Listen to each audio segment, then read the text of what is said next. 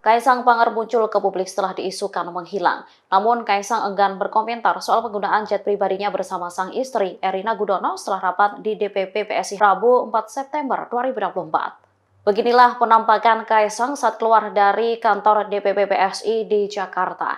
Ia tampak menghindari awak media yang menunggunya sejak sore hari.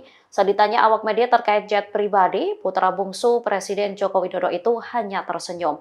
Kaisang langsung masuk ke dalam mobil dan meninggalkan kantor. Sementara kedatangan Kaisang ke DPP PSI disebut untuk menghadiri rapat rutin yang dilakukan DPP PSI dan dipimpin langsung oleh Kaisang. Adapun rapat rutin tersebut akan membahas mengenai langkah politik PSI di Pilkada serentak 2024. Hal ini disampaikan oleh Sekretaris Jenderal atau Sekjen Partai Solidaritas Indonesia, Raja Juli Antoni.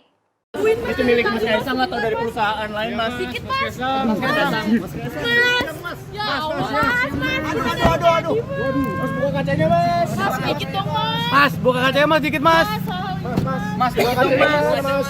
Mas, dari pagi, Mas. Mas, dari pagi. Tolong dong, dikit aja. Mas, dikit aja. Mas, dikit aja, Mas, dari pagi, Mas. Dikit aja, Mas. Mas, dikit, Mas.